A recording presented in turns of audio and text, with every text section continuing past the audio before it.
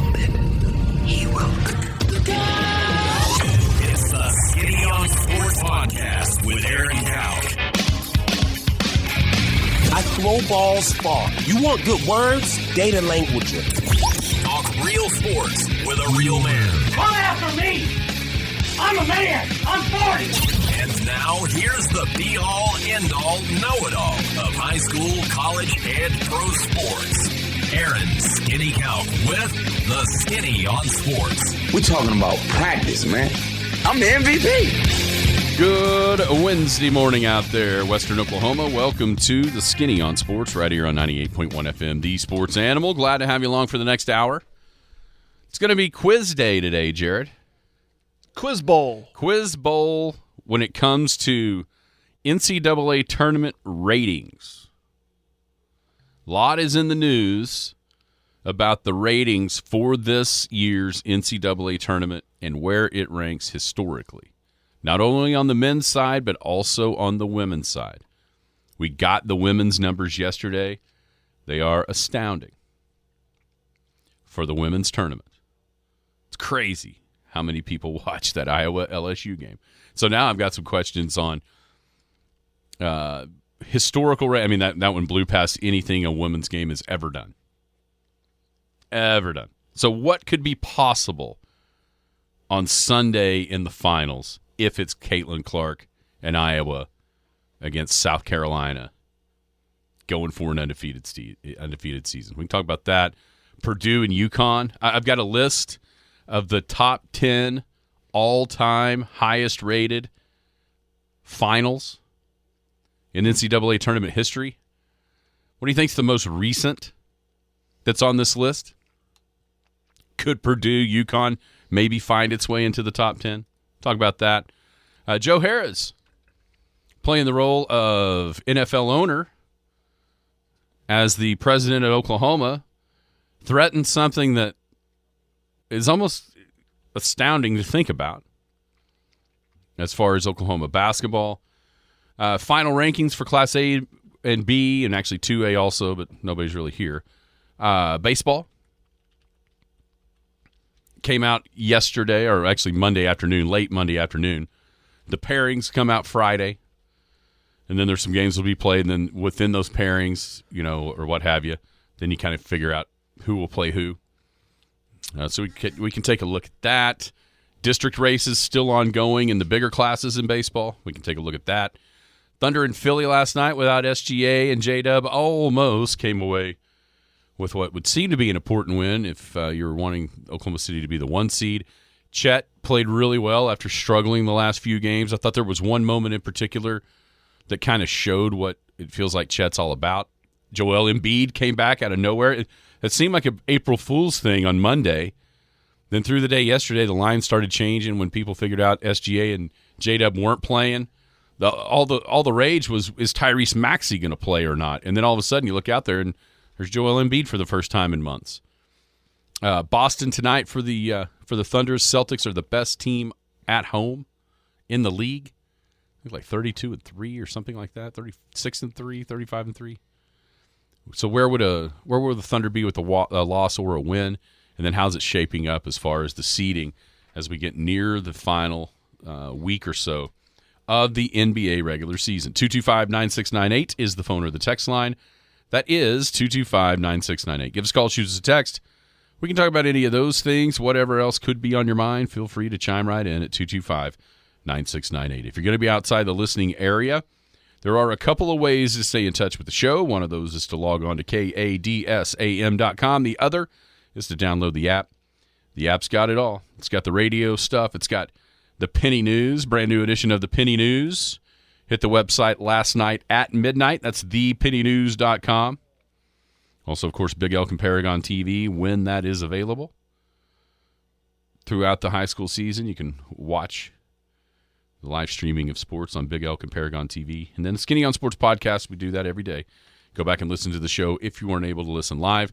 You can find that wherever podcasts may drop. Hello, Jared. How are you? I am wonderful. How are you today? I'm good. I'm very good. It's warming up, thankfully. Yesterday was just kind of a little blip on the radar screen. I did hear Jimmy, Mr. Ag, Mr. Farmer's Almanac. Mr. Farmer's Almanac say that after yesterday morning, and now if this is Jimmy talking, not Aaron, so if this doesn't work out for you, blame Jimmy. But I did hear him say yesterday, you are free to plant tomatoes. Really? I heard him say it yesterday because the 15-day forecast doesn't show anything even remotely close to freezing overnight. And then by that time, you're clear into, middle to late April. And if a freeze comes, hey, that just happens. You already had them in the ground anyhow. So I did hear Jimmy say yesterday that feel free to plant your tomatoes. And I believe, speaking of the almanac, I believe the Farmer's Almanac tells you to plant them today. Okay. So this is coming from a guy who's building a giant indoor growing facility. Maybe he meant he could plant his inside his greenhouse. I heard him say that yesterday. Feel free to plant your tomatoes. All right. Just tomatoes? Well, I think that's what most people are worried about, dying from freeze. Well, flowers aren't cheap either. Well, I'm just saying. We got. I got a feeling on the way back from Tulsa on Friday we're going to be stopping at some greenhouses to buy some flowers.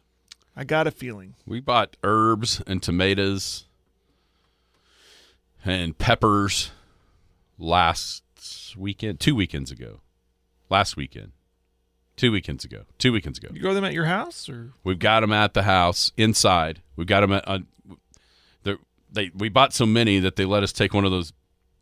What do they call them? Like the carriers out. You know how they have them stored in there. Yeah. They let us have one of those that was empty, and we've got a spray water bottle that was spraying water on the plants, and then also near a window so that sunlight can come in. Okay. Kind of grow them in there until we can transplant them out into.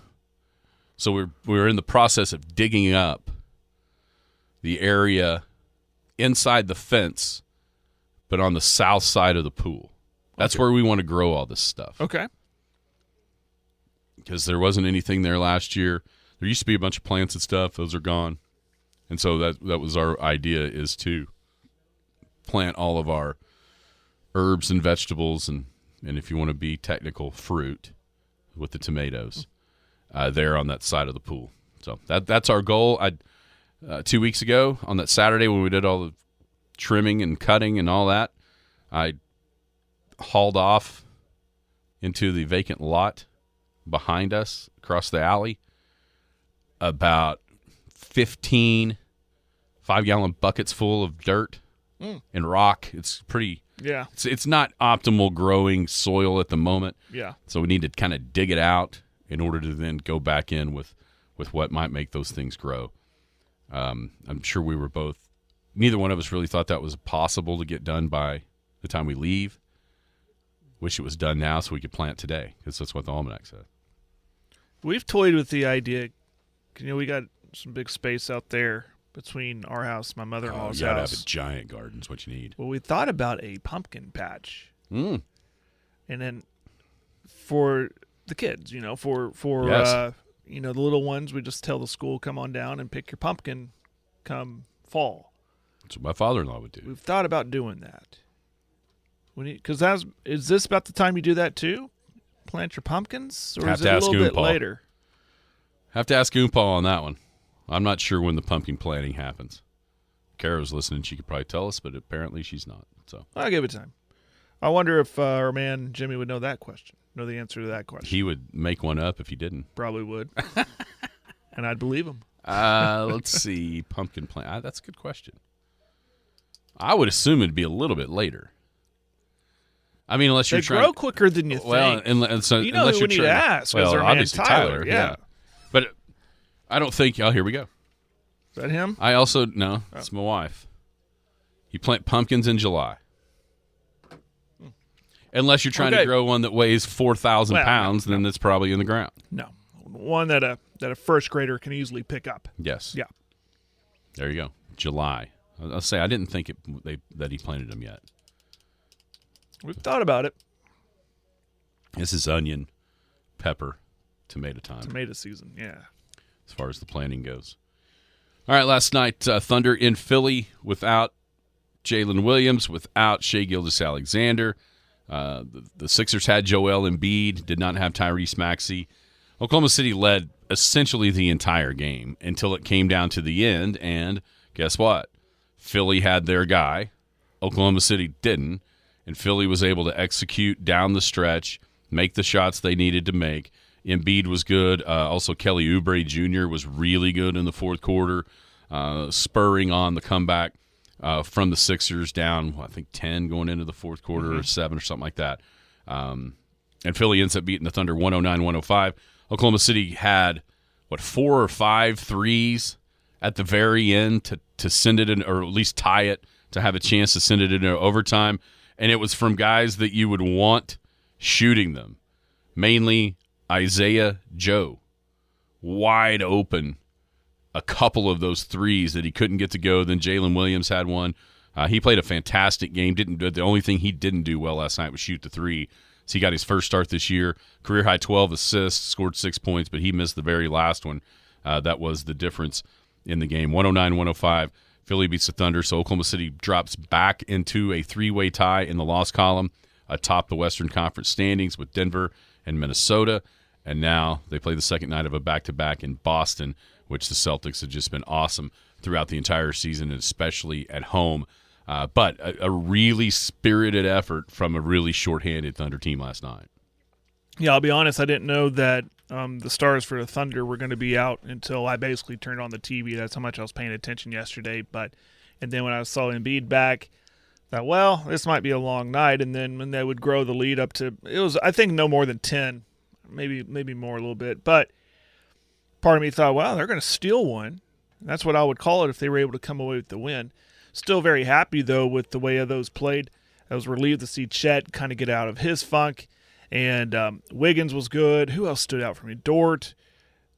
Giddey was okay. So you're seeing, and you're getting that situation was, it was not ideal to lose, obviously, because still in the race for the first. But it was, I'm always thinking, trying to be proactive of, well, some guys that didn't get a lot of minutes got a lot of minutes, meaningful minutes, and played good doing it. They took advantage of that. So, but I was wondering going in with the question, the injury, the health of SGA, if on back-to-backs, which I don't think we have any more left.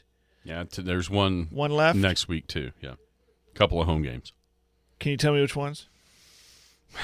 San Antonio and Sacramento, maybe. Okay, I'll look it up right now. But I was wondering on back-to-backs, Yeah. is he going to be sitting on one of the two? And my wife said, well, why is he sitting this one and not tomorrow? I was like, well, tomorrow's Boston. I definitely want him for Boston. And I think, yeah, it's interesting. And they didn't, and I don't know, when did the injury report come out that said Embiid was off of it? You know, was that late afternoon? When I got into the car, it was either leaving the 7th grade baseball game when it was over, going to the high school one, or leaving the high school one, going to get a little bite to eat. I flipped it on, got in the car, and Matt Pinto was talking about some less than stand-up maneuvering with the injury report that Philly, and to the point where doing this ought to get them in some sort of trouble with the league. So, and at that point, he didn't even, it was like right at the very end of what they were discussing, must have been discussing Embiid playing, and he didn't even mention, he'd already said what they were, that was what they were discussing. And then when I looked up, I'm like, oh my gosh, Joel Embiid's playing. No way. It was going from the 7th grade to the high school when they were discussing that right before the tip. So, yeah, there was something a little bit wonky there, at least in the opinion of Matt, that didn't jive with what the protocols are supposed to be. That's obviously. But, out of nowhere, because on Monday you started seeing tweets, I think it was even Shams, that put out, Joel Embiid targeting a return to the Thunder, and you thought, oh, okay, yeah, April Fools, ha. And then you didn't really see anything about that all throughout the day yesterday, and then voila, there he was. I thought there was one sequence. I mentioned Chet kind of snapping out of it. He scored 22. There was one sequence there where I really thought you love, and Reggie Miller even said it. So he had the ball at the top of the key, got it knocked loose. Pierce, is that his name, from Philly, the backup center, dunked it on him. He stole it from him, went down. Chet tried to contest the shot, and he got dunked on, literally. It was Reed, I'm sorry. Reed is the guy that dunked on him. And they threw the ball into Chet, and he went straight back down the floor, spun away from Paul Reed, laid it in for an and one. And Reggie said, this is what you like about young guys and young teams. This team in particular, they're fearless. He's not scared to get dunked on one end. He turned it over. Some guys would have just let it happen. Instead, he's there contesting a shot, doesn't care if you dunk it on him. And then what does he do on the other end? He comes right back down the floor, goes right at the teeth of the defense, and picks up a foul, lays it in, gets an and one. I thought that was a really cool moment for him. There was another point there as the lead was dwindling, or maybe even Philly had the lead with just a couple of minutes left. The ball swung to him on the left wing, and he turned down the three, and you could see him as soon as whatever happened on the play, as it developed, the ball went out of bounds, and you could see him like grabbing his head and like making the shooting motion, like, come on, Chet, without those guys, you have to pull the trigger there. Mm-hmm. So, it's a growing experience for him in every game, but especially one without SGA and without J-Dub, where guess what? You're not the third option. You're not the fourth option. You are more than likely the first option offensively, and that's something that he'll have to grow more into, maybe even with those guys at some point, but certainly right now without them. Yeah. Kind of go back to what I said. When we talk about this team is still growing, and when I said it was nice to see guys that usually come off the bench and only give you 12 minutes maybe. They got more. That name escapes me. Who was on there? They had that stat last night. Was it Joe or was it Wallace? I can't remember who it was. I mean, Isaiah Joe had 28 minutes, played well. I know. Maybe Kendrick Williams, I think it's who they're talking. No, he only had 14 minutes. Well, Somebody that they said, this guy only plays about 12 minutes a night. He's been out there well past that, and he's having either Jalen Williams or Wiggins. One of the two. Yeah. I cannot remember who it was. It might be Wiggins because he had the start.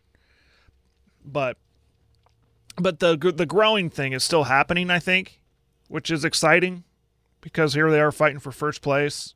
But there's still those learning moments like Chet just had right there. But he's grown since the beginning of the season to now with what you just said. A short memory, getting dunked on. Who cares? Go down the other end, help your team. It's exciting. I worry though about, I don't know. Should I worry about SGA's health? I don't know. This final stretch is like keep him as healthy as possible, rest him when you can, and go at it in the playoffs. When he's on the court, I mean, clearly if he's on the court last night, they probably win going away. But it was not because I thought, man, we've seen them struggle without him. And I thought that, and then with the scenario of Embiid, this is not going to be a fun night, fun game, but they stayed right there, and let's say it, they probably should have won the game.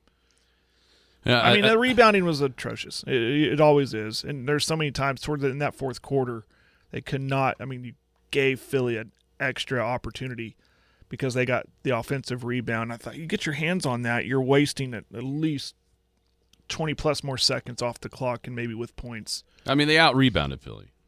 Yeah, I know, but I mean, not in the important key moments. I wonder what the rebounding net. What was it in the fourth quarter? It seemed like Embiid got a really important one down there in the fourth quarter that he got fouled by Williams on that baseline jumper after an offensive rebound, and that either tied it or that might have been the first time Philly went ahead when he made those free throws right down there with a minute left or what have you. Yeah. But with him in the game, to be able to hold your own. That's the truth is that's not going to be fixable right now. The one thing that I thought killed the Thunder was for the long stretch of that game, they did not turn the basketball over whatsoever. They only had like 2 in the first half, and through most of the third quarter, they were at 4. Well, they end up at 14, and some big ones in big moments. The one I mentioned with Chet, he turned it over twice at the top of the key. Obviously, Giddey has it stolen by Embiid, and that might have been when Philly went ahead when he ran through Chet to get the foul on the other end. You know, but that's what happens in games where your primary ball handlers in the crunch time moments aren't there. Guys were put into roles that they're not necessarily accustomed to with Giddey and with Chet because SGA and Jalen Williams weren't there. You know, they're used to receiving it and moving it instead of trying to initiate offense. But all in all, you know what? It was a game that probably should have won with the way it was played. But that's the way these games are going to happen playoff-wise as well is, yeah, you're going to play well, but it's all going to come down to the last 3 or 4 minutes and who can execute on both ends of the floor. What do we see year in and year out from an MVP candidate? It's not the gaudy numbers and everything. What usually puts them over the top or why they're in an MVP discussion is because in the final 2 minutes they take over and they seal the deal. That's where they missed SGA. Yep. And that's where Embiid stepped in. Even the first game back in months. You know, he looked exhausted at the free throw line, but guess what? He made them all. He made them all. And all 12 of them. When he went out with, 6.5 minutes, 5 minutes, something like that, and even they were questioning, well, is this it? Because is he on time restriction? Yeah. You know, and I was hoping that was it because I knew if he comes back with 3 minutes, which I think he was about 3 minute mark, he came back and played the rest of the game. So if he comes back, he's going to take over this game, get himself to the free throw line or do whatever it takes, get those rebounds, and he did. Yep. He did. That's why they were chanting MVP for him. It's a long shot to get it, but it's clear how valuable he was for that team, and then and it also showed us how valuable SGA is to that team. Yeah, in a weird way, on a night where you're on national television without him, it might bolster his case for that award. In a weird way, if you're SGA. In a weird way, yeah. You know, Oklahoma City wins that game if he's there. Most people would today are saying, "Oh yeah," especially without J-Dub as well. Mm-hmm. You know, it might be a blessing in disguise that both were out, at least for SGA, because I think even if J-Dub is there, they probably win because of the way that the way that he's blossomed this season. When you look at the standings, so Oklahoma City right now tied in the loss column. They set in third because of tiebreakers. I wonder what the 3-way tiebreaker is. Good luck. Is it just head-to-head because obviously Oklahoma City owns the tiebreak against Denver. I know what it is. They're all going to drive to a truck stop and flip a coins. Coin. Or is it the BCS? The BCS will break the tie between two of them or something? Yeah, something. I'm sure I've found those rules somewhere, those tiebreakers, and there's like 10 scenarios almost. I know head-to-head, Oklahoma City has it to go over Denver, yeah. Right now, Minnesota has the head-to-head the tiebreaker over Oklahoma City because they split the season series, and right now Minnesota is 12-3 in the division where Oklahoma City is 12-4. That's the second tiebreak. Now, their last division game is another one at Denver, which they just won there the other night. So I guess we need to figure out what the third one is, if it comes down to that between Minnesota and Oklahoma City, because a Denver win puts them even in the division as well. So we'll have to figure out what that third tiebreak is. But when you look right now, would be a perfect time for the Thunder to not be the 1 seed. Because when you look down in the play-in standings, 7 and 8 is Phoenix and the Kings. Now, if the Thunder ends up third, they would play number 6 anyhow, so none of that really matters. But as far as the second seed, right now it would be exactly when you'd want it to happen, because that would mean that you either get Sacramento or Phoenix, because the winner of that game automatically goes into the 7th seed. It would be LA playing Golden State. The winner of that would play the loser of the other one, and they would get the 8th seed, which would play number 1. So at this point right now, there's a possibility of Denver versus LA or Golden State, which is a crazy first-round series. If it's LA, we're talking about a rematch of the Western Conference Finals a year ago. But that's going to, for the first time in just a little bit, there's actually some decent separation between 7 and 8 and 9 and 10. There's 2 in the loss column separating Phoenix and Sacramento from LA, from the Lakers. Phoenix's schedule down the stretch it's one of the hardest in the league with all the games that they still have to play. But, I mean, heck, we're getting down 75, so we just got 7 games to go with a 2-game lead in the loss column. I do believe LA has the tiebreak over Phoenix winning the season series, so that's, it doesn't like they had the extra game in their pocket. But for at least right now, in this snapshot in time, this will be, if you're a Thunder fan, where that second seed is looking really enticing because of the possible matchup coming out of that first play-in game, which means no LA. I'm anxious to see when that all is decided and when the Thunder when do they show us, okay, we're conceding to go to the 2 seed because of that, because of what's happening down low or down below them? Or does it come down to the last game of the year and they know if we win this game, we're the 1 seed? Or if it's last game of the year and they go, well, lose this game, we're automatically the 2 seed, and all of a sudden you're seeing a bunch of resting. So the last 3. My question is, I wonder what game that happens. When does that happen? The last 3 you've got at home. I don't put the 4th one in there because the Kings, I think, are still going to be battling. So that Kings game, I'm talking about like even the opponent. Kings are going to be playing. But then the last 3, you got Spurs. What will they have to play for at that point? The Bucks are essentially guaranteed the 2 seed in the East, and they're not catching Boston, obviously. And then the very last game is the Mavs, which that one was the one to me that is completely up in the air. Right now, Dallas is in the playoffs, not in the play-in. And I wonder if they're the one that can even manipulate it more, because if you're Oklahoma City, even if you're the 1 or the 2, you're not manipulating anything because somebody's got to win a game. You know what I mean? Whereas Dallas, inside the top 6, maybe they can try to manipulate those standings to force a matchup that they feel is favorable. And I wonder what takes precedent for them, a matchup that's favorable or the 4th seed where they get some home court advantage there. Yeah, I mean, they could still be playing for that. Where are they at? 2 losses behind the Clippers? Yeah. Yeah, I mean, Dallas is kind of the wild card in that, I think, at least in those last 3. Because the Kings, you would think, would want to get out of the play-in game, so they'll be playing all the way down to the end, just being 1 loss behind both Dallas and the Pelicans. So, yeah, there's a lot still. I mean, with the play-in thing is so fascinating because before, you know what all we'd be talking about? Can the Lakers or Golden State get in the playoffs? Because they're at 9 and 10. Mm-hmm. 2 losses behind Phoenix and Sacramento. That would be the entire talk of the NBA world is, can the Lakers or Golden State actually get into the playoffs? Now they're essentially assured a play-in game after Houston's lost 2 in a row. They've fallen back a little bit from Golden State. But give Golden State credit. They were on the ropes with Houston right on their heels, and now what have they done? 5 straight, including last night against Dallas. And that, my friends, is why as much as they've struggled, they know how to win the important games. And that's another – them and the cool thing is you're not going to get them both. If the standings stay like this, one of them's done. That's crazy. One of them's out. Whoever, I mean, think about that game in L.A. Steph on the road against LeBron, losers done.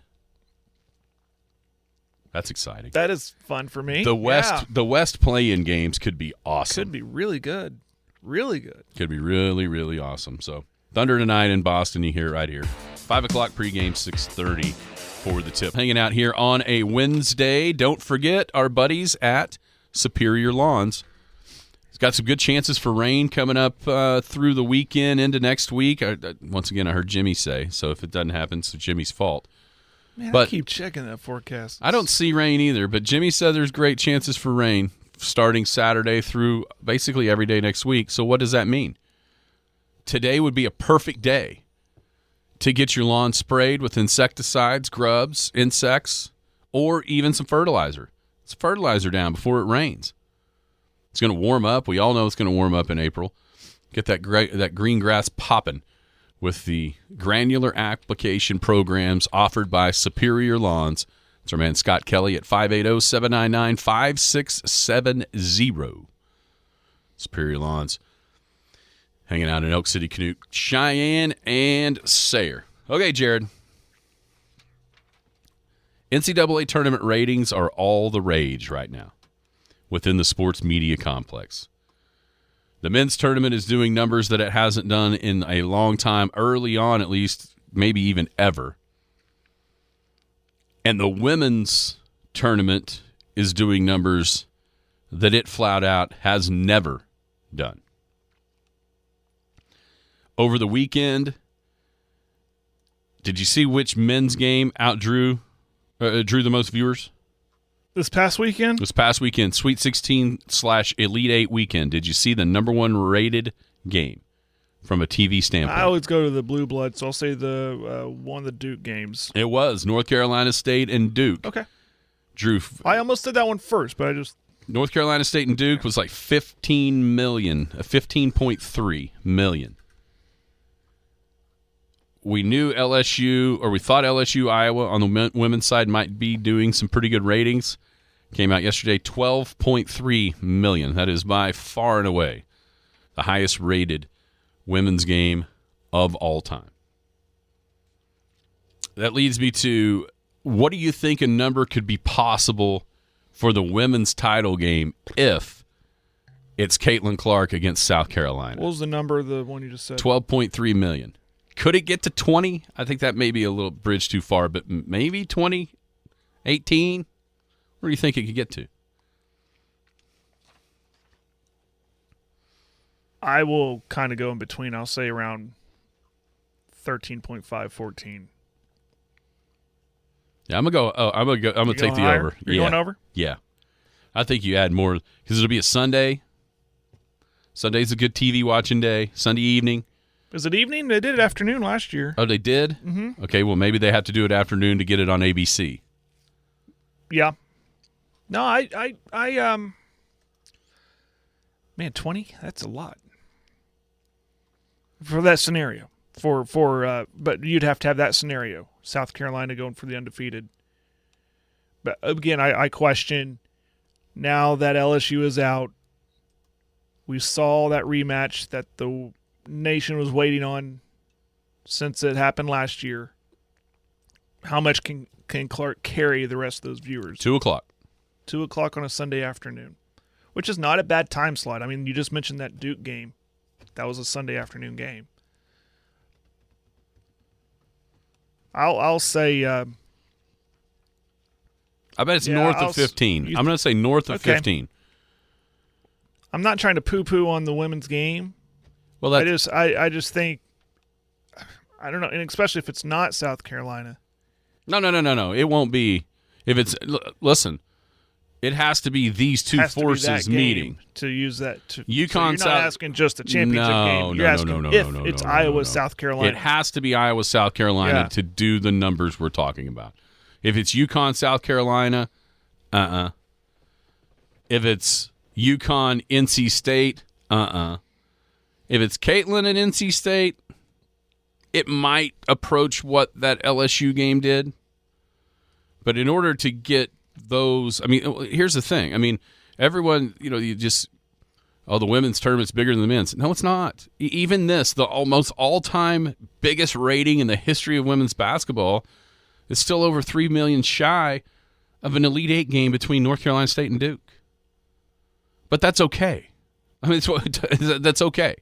These numbers are dwarfing anything that it's ever done. Right. That's what you just said. That's what's cool, is that these numbers are growing for both men and women. But for women, it's the women's tournament. It's growing, and that's what's cool. And that's what I said. Was that yesterday?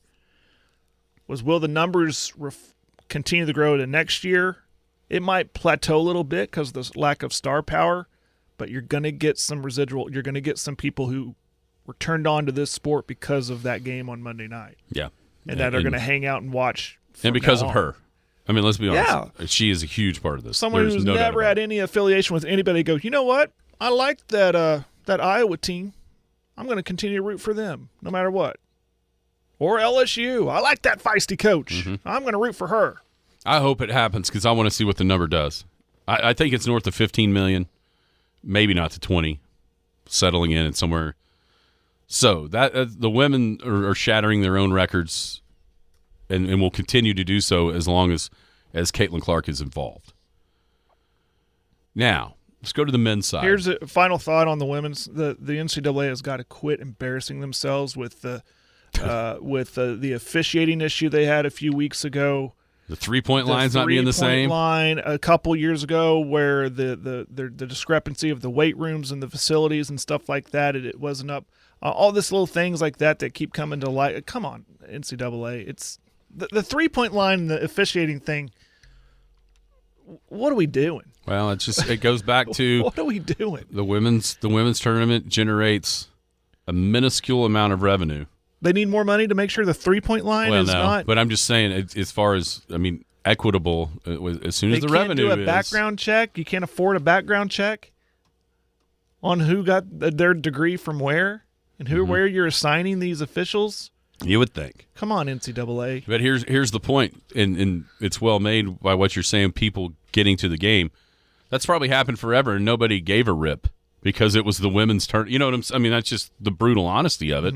And now that it's becoming more in the forefront in American sports, some of these things start to happen. Somebody starts to investigate this. You know what I mean? I mean, people pay more attention to it because of the attention that it's drawn. That is scary. And it's scary to think, well, how many other times was an official officiating their alma mater, or how many other times was a 3-point line off? I mean, think about that. I mean, it was obvious when you looked at it, but do you ever even pay attention to that? I mean, you kind of looked and went, the floor looks weird. But could you tell why? Unless you just went out there and measured? Measured it. Yeah. Somebody said, you need to measure that? Yeah. Yeah, weird. Yeah. All right, on the men's side, it's been, the early rounds at least, have been ratings bonanza, and 15.4 for NC State and Duke. It's a huge number for the Elite Eight. I came across a list of the highest rated finals. It's just the finals. So it's not like it's tournament games, it's not like it's semifinals, just the highest rated finals of all time. Any idea what number 1 on this list is?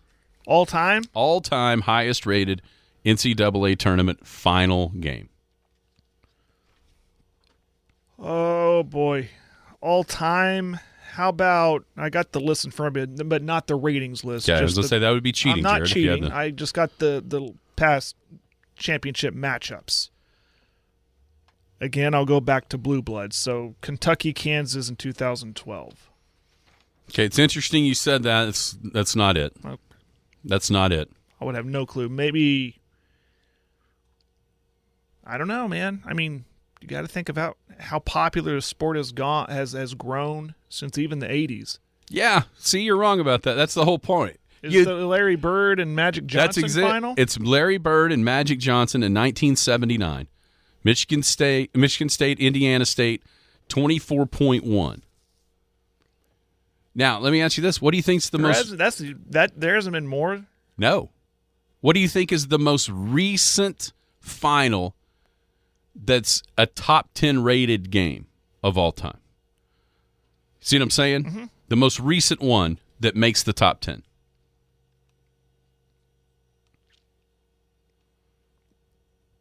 $2017. Yeah, 1994.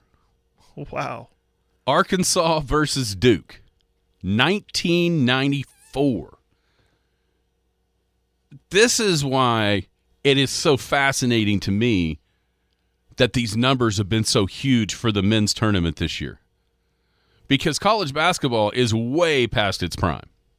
Yeah. Way past its prime. Yeah. 1994, you know who played?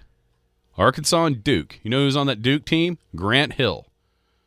Everybody knew Grant Hill because as a freshman, he was out there in that upset of UNLV the year after Duke just got obliterated by the Rebels in the finals. But you got to know him. And that Duke squad that he was, you know what I'm saying? Mm-hmm. They were there year after year after year with the same players. And it's no surprise to me, even though it does seem like things become more popular, college basketball and Major League Baseball are the things that peaked in the mid-'90s. You know what I'm saying? And then everything else has kind of gotten a little bit better. But what's interesting about those numbers on these games with North Carolina State and Duke, Iowa and LSU, all of it has outdrew any NBA Finals game for years. But we hear how popular the NBA is. All you got to do is listen to the media. They'll tell you how it's never been more popular. Really? Mm. So the NCAA tournament has been on a decline for years, and now it's outdrawing finals games? Isn't that weird? Yeah, so the list is Bird Magic in 1979, Georgetown and Villanova in 1985 is number 2, Duke, Michigan in 1992, NC State, Houston, 1983, North Carolina, Michigan, 1993 is number 5. That Arkansas Duke game from 1994 is number 6. 1982, the Michael Jordan year, UNC and Georgetown is 7. The one that I don't even, if I thought about it, I'd remember they played, but this one was shocking to me. Number 8 is Michigan Seton Hall in 1989. That just shows you how popular college basketball was then. UCLA, Kentucky in 1975, and Louisville and Duke in 1986. If you're wondering, I asked this question to a couple people. Well, they said, "What about OU, Kansas?" 20.7 was that 1986 game. OU, Kansas drew like 19.7 or 19.4 or something like that in 1988, the final between the Sooners and Kansas. So when I saw that list, I immediately thought, man, this is so contradictory, because everything tells you, if you look at the top 10, college basketball is way declining in popularity, and it has. There's no doubt about that since its heyday through the 80s and the 90s. But also, all of a sudden, why is it making some sort of resurgence? And is it because as much as people are sick of transfer portal and NIL and that kind of thing, are they even more sick of what's happening in the NBA with LeBron and the wokeness of Steve Kerr, Greg Pop? You know what I'm saying? Mm-hmm. It just turns people completely off more than even the transfer portal and NIL does. Yeah, and maybe it's such an interesting study. Maybe when you're not as attached to teams, I mentioned this earlier in the tournament, no attachment to any team in this tournament, which, 1, made it easy to pick, 2, made it easy to just to be a fan and watch. But even with teams that are with fans that have teams in it, well, when they lose, it's not, well, turn off the TV, I'm done with this because my team lost. Like, well, those guys are only here for a year. I'm not really emotionally attached to these guys. I can continue to watch this and enjoy it. Does that make any sense? Yeah, maybe. You'd think it'd be the other way, but the numbers are proven maybe not. Yeah. I mean, I have found, I'm guilty of this. I have found when my team's in it, and if they lose in the second round, my interest level goes down.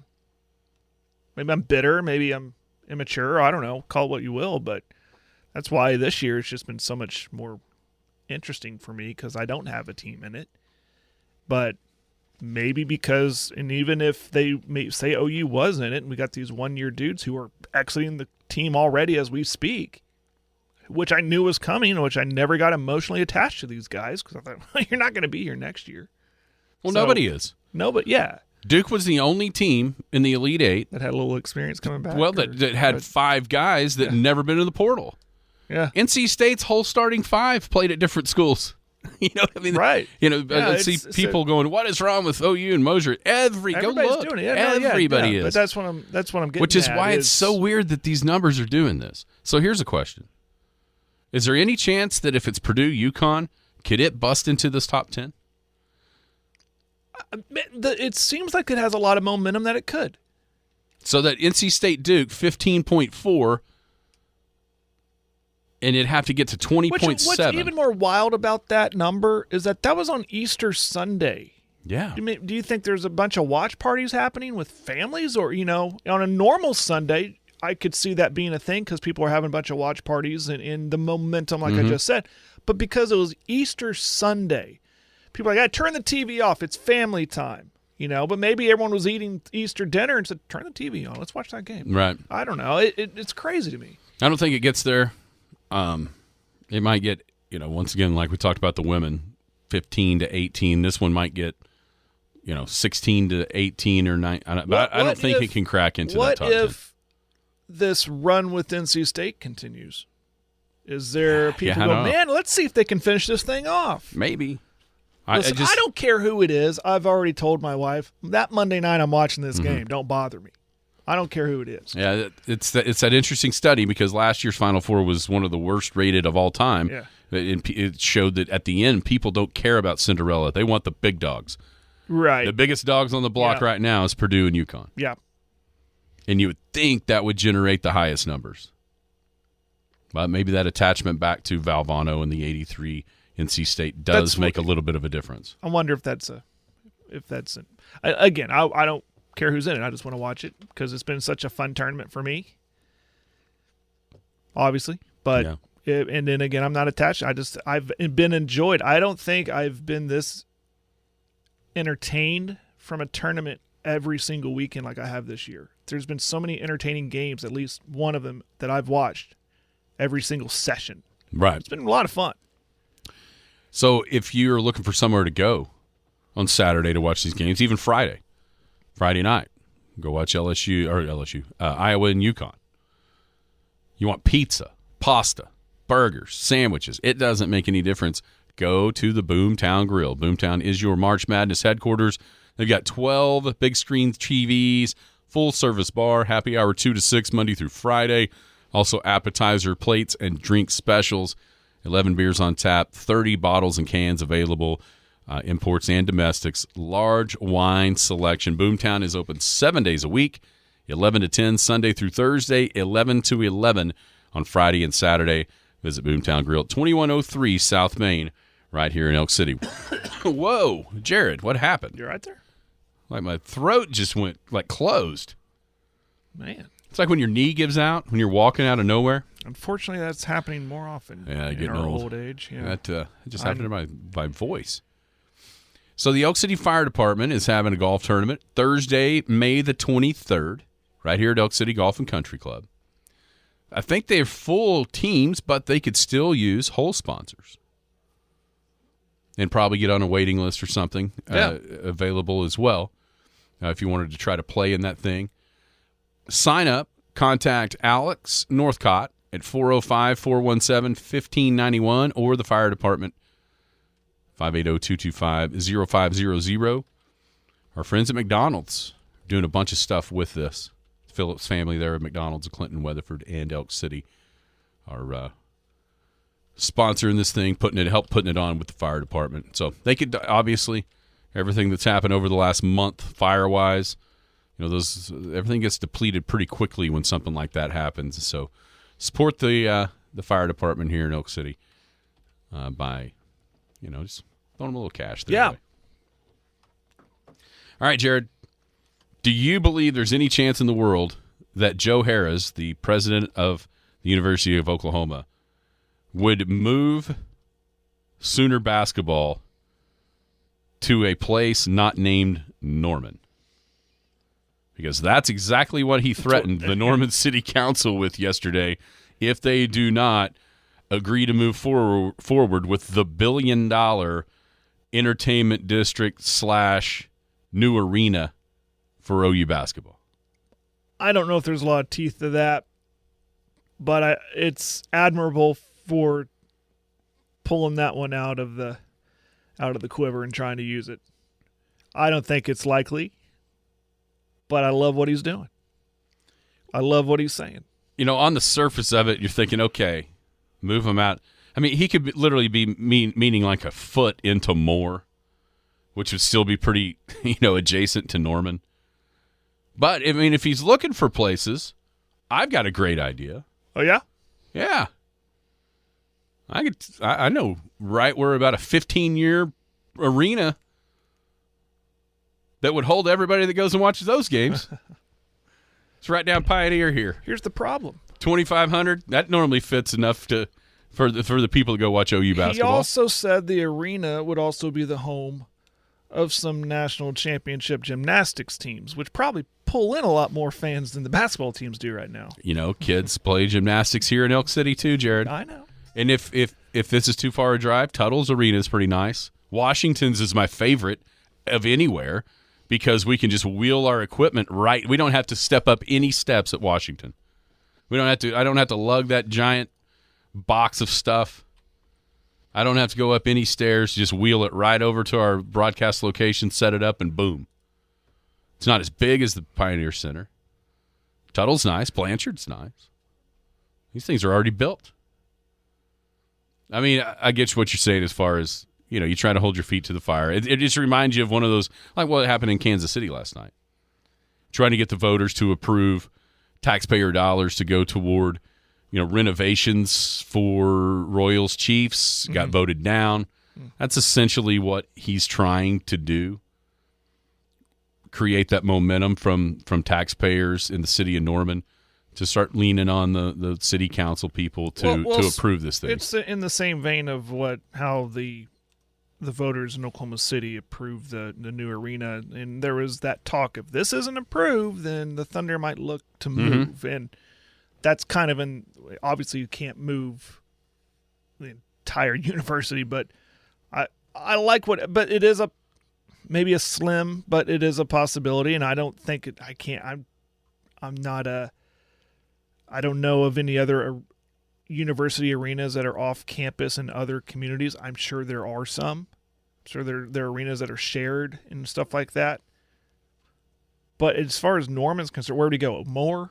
Yeah, no. Would Moore go? Yeah, come up here. We'll get this TIF district approved, and we'd love an entertainment place right across the street from the Warren Theater or something like that. I don't know, but I like the move, and I certainly hope it gets done because the basketball programs need it.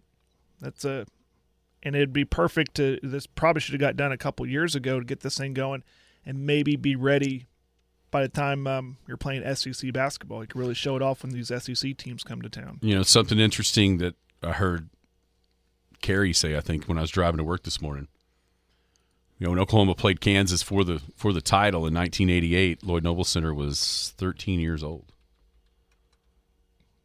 That seems like a long time ago. There's been, a couple renovations since. I mean, they're trying everything very to keep it relevant. But, I mean, it's served its purpose. It's done.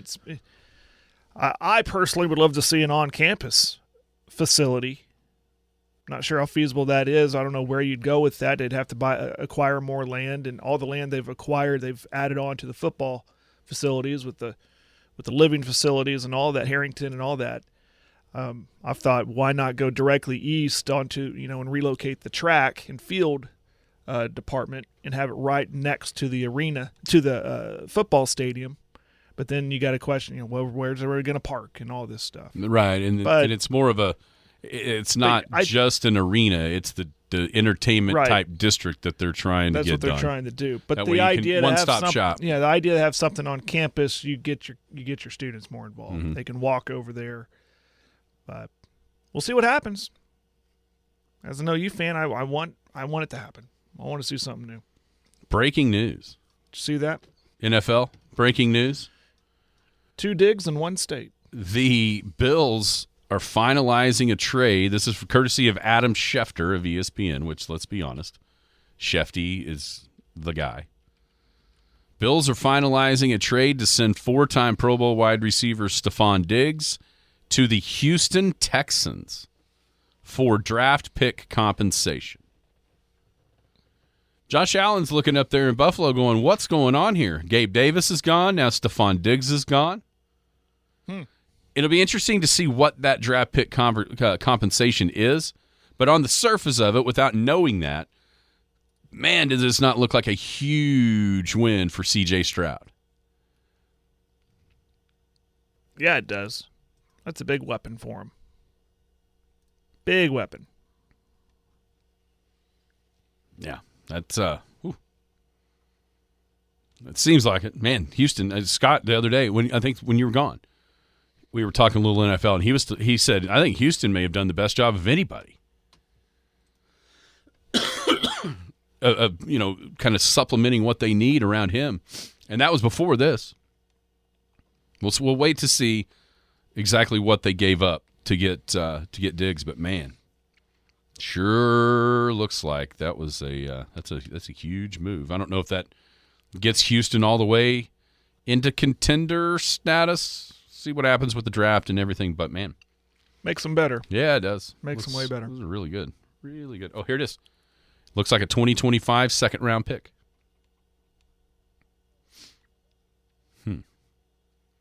Texans. Looking good. All right, we're going to have to talk high school baseball tomorrow. I don't know what was wrong with Cash last night. 4 innings, only 9 strikeouts. 3 guys got themselves out by hitting it to him.